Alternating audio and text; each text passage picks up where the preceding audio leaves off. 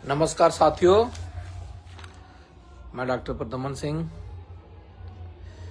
आज एक बार फिर आप लोगों के बीच में।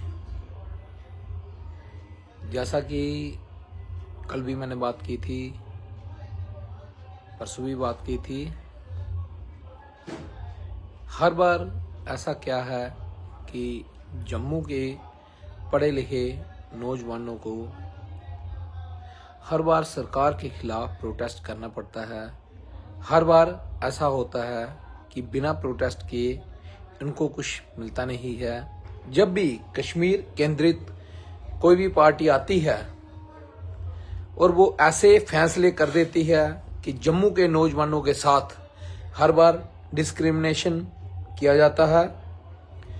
अभी मैं बात करूंगा, जैसे एक दो दिन से मैं आपके साथ रूबरू हूं। आपने देखा होगा कि जो जम्मू विश्वविद्यालय के अंदर एडवर्टाइजमेंट हुई असिस्टेंट प्रोफेसर की, उसमें काफ़ी त्रुटियां थी। एक लीडिंग न्यूज़पेपर में भी आया, हम लोगों ने भी पढ़ा, सबने पढ़ा कि किस तरीके से रोस्टर की धज्जियां उड़ाई गई। उसके बावजूद कल जो एक एकेडमिक काउंसिल की मीटिंग होती है, उसमें आपने देखा कि किस तरीके से जो असिस्टेंट प्रोफेसर कॉन्ट्रैक्चुअल जम्मू विश्वविद्यालय के अंदर लगते थे, उनको लेक्चर बेस पे कुछ कमेटी बनाई गई। उन्होंने फैसला किया कि आने वाले साल में लेक्चर बेस पे उनको लगाया जाएगा। आप देख सकते हैं। उसके साथ ही मैं आपको बताना चाहता हूं, एक विडंबना है कि हर बार जम्मू के साथ डिस्क्रिमिनेशन जो गवर्नमेंट करती आई है। जब भी कश्मीर केंद्रित कोई पार्टी की गवर्नमेंट बनती है तो ऐसे ही जम्मू के साथ किया जाता है। कश्मीर विश्वविद्यालय के अंदर जो कॉन्ट्रैक्चुअल लग रहे हैं, उनकी पोस्ट जो है असिस्टेंट प्रोफेसर कॉन्ट्रैक्चुअल रखी गई है।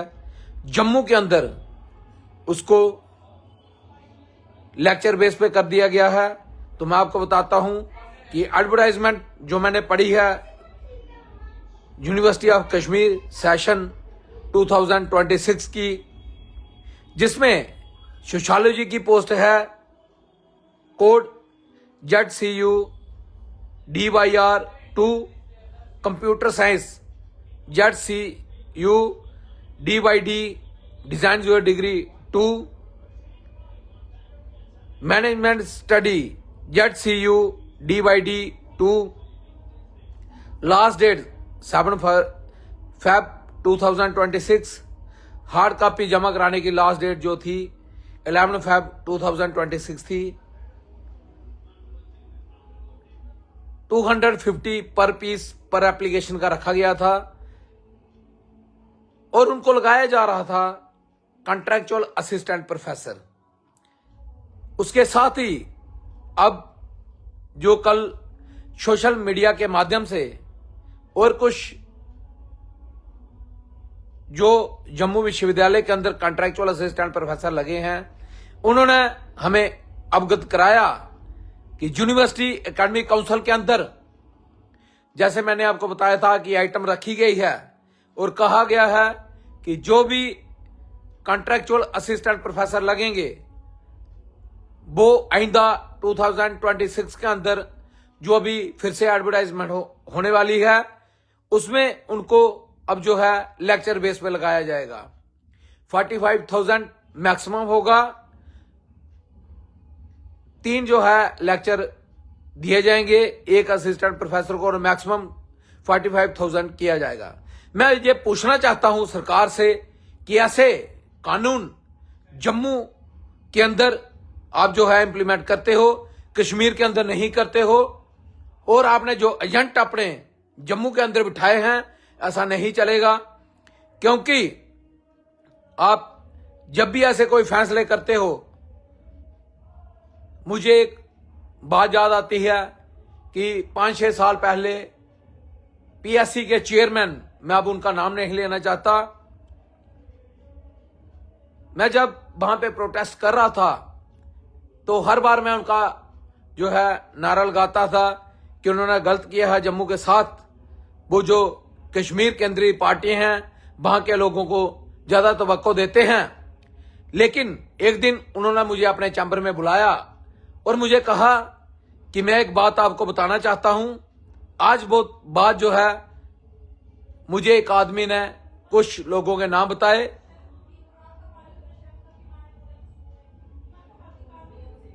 और मैंने देखा, उन्होंने मुझे उस टाइम बोला था कि आप देखिए जो पीएससी के मेंबर हैं वो कहां से हैं और जो सिलेक्शन हो रही है उसमें मैं पीएससी का चेयरमैन हूं, मैं कहीं नहीं बैठता हूं। और जो 2-3 सिलेक्शनों के बारे में आप बोल रहे हैं उसमें मैं नहीं बैठा हूं।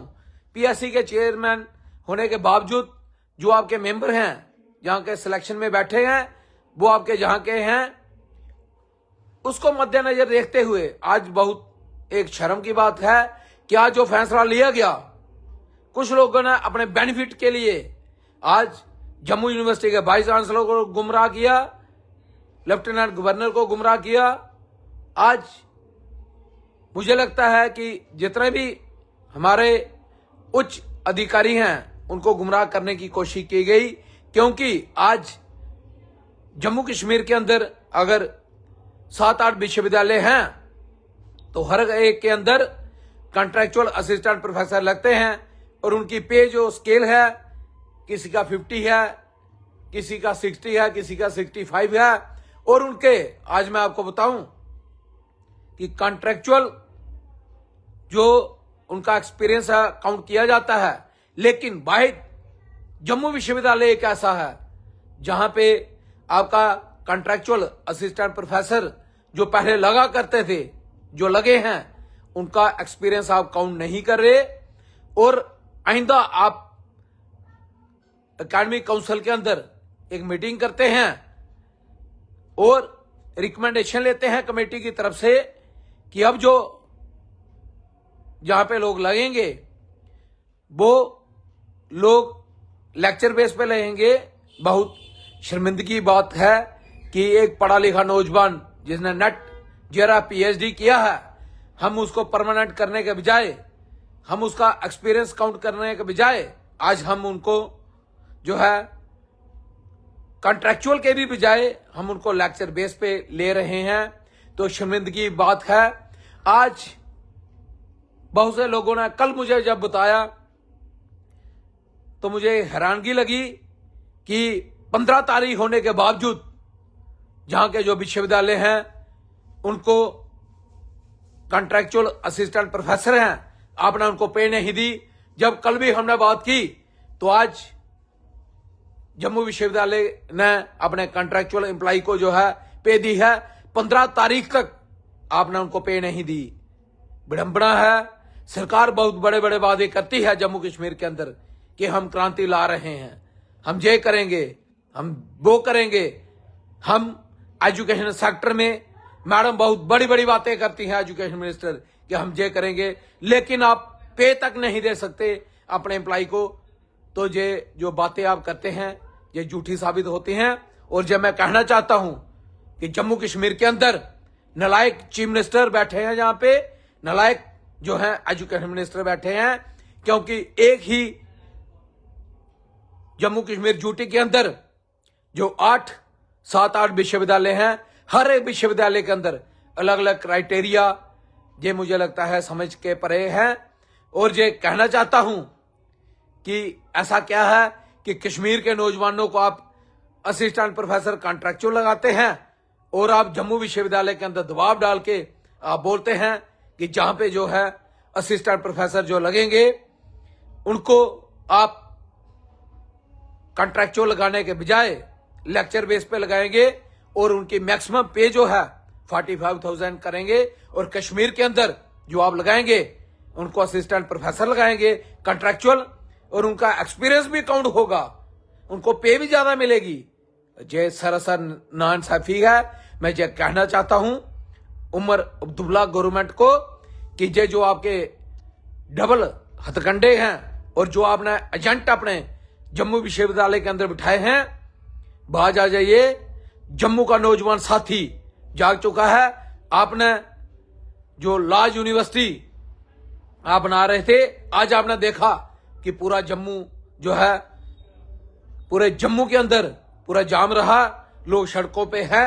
ऐसा ना हो कि आने वाले दिनों में जो आपने किया है, जम्मू का पढ़ा लिखा नौजवान जिनके साथ आप इस तरीके की हरकतें आप कर रहे हो, वो भी कल विश्वविद्यालय बंद करके सड़कों के ऊपर आ जाए और आपका जीना जो है मुहाल हो जाए।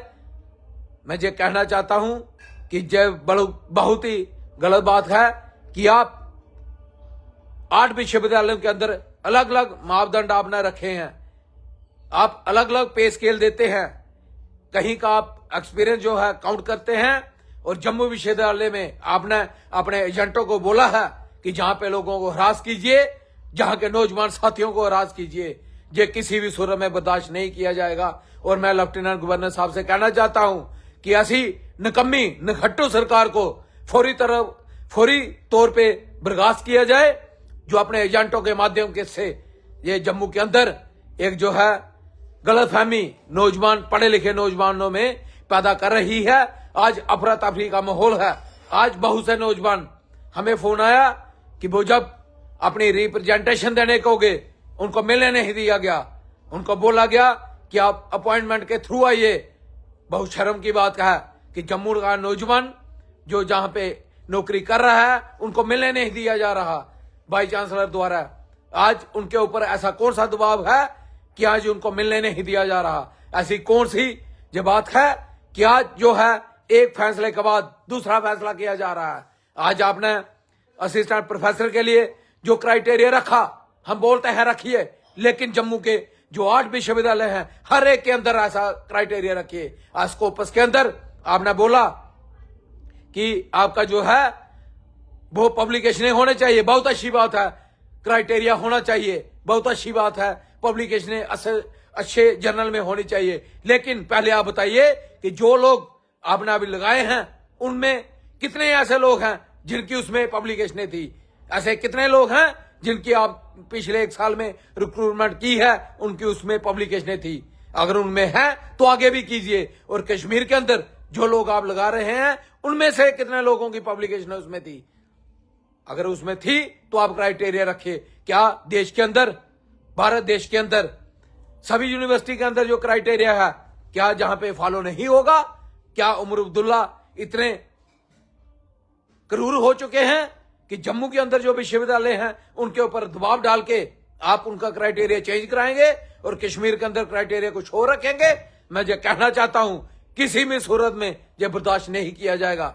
और मैं लेफ्टिनेंट गवर्नर साहब से ये मांग करता हूं कि आजा ऐसा जो राज्य सरकार ने, मुझे लगता है कि जो वाइस चांसलर के ऊपर दबाव डाला है, मुझे लगता है क्योंकि आज तक उन्होंने ऐसे फैसले नहीं किए, अगर ऐसे फैसले कर रहे हैं तो कुछ ना कुछ दबाव होगा।